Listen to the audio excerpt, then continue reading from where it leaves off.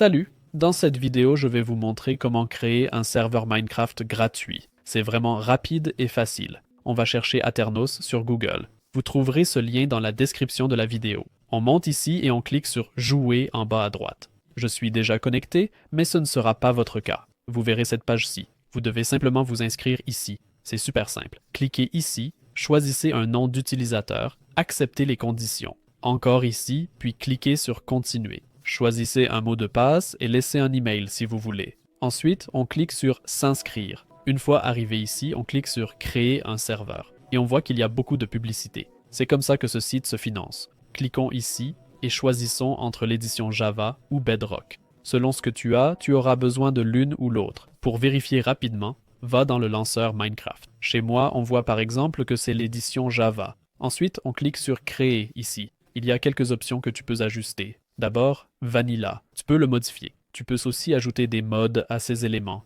Mais ce n'est pas le but ici. On veut juste jouer vite avec des amis. Et là, si tu reviens en arrière, la version. Tu peux la changer ici. Je vais garder la plus récente. Ensuite, il suffit de cliquer sur Démarrer. On doit accepter ce hibou. Le site demande s'il peut envoyer des notifications. Je dirais non. Ça démarre quand même. Choisis Non. Ça va prendre un moment. Il charge et démarre. Ça peut prendre quelques minutes. En attendant, on peut cliquer sur Joueur. Ici, on peut gérer la liste blanche, bannir et nommer des opérateurs. Ajoutez vos amis à la liste blanche. Cliquez ici et entrez leur nom d'utilisateur. Mais ça, c'est quand le serveur est en ligne. Il faut patienter pour l'instant. Vous verrez une barre de chargement ici.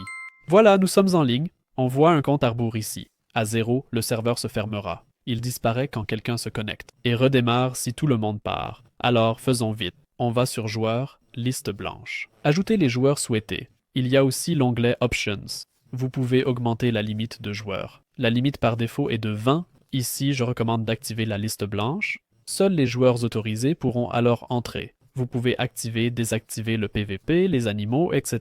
Il y a beaucoup d'options ici. Mais comment rejoindre ce serveur maintenant? On clique ici sur Connector. Ici, on voit cette IP dynamique. On peut cliquer dessus pour la copier. Ensuite, on lance Minecraft. Lancez Minecraft dans la même version que le serveur. Ici, on voit la version. Donc, Minecraft démarre dans cette version. Allons simplement dans Multijoueur. C'est un serveur que j'ai créé pour tester. Et tout a bien fonctionné. On clique maintenant sur Ajouter un serveur. On peut nommer ce serveur comme on veut, puis on ajoute l'adresse IP dynamique. On clique sur Terminer et on rejoint le serveur. Et on voit qu'on est dans un monde. Pour inviter des amis, envoyez-leur simplement cette adresse IP dynamique. Je vais le tester maintenant. Et nous voyons que ça a marché. Quelqu'un vient de nous rejoindre. Juste une remarque rapide, tu peux aussi rejoindre avec cette adresse IP.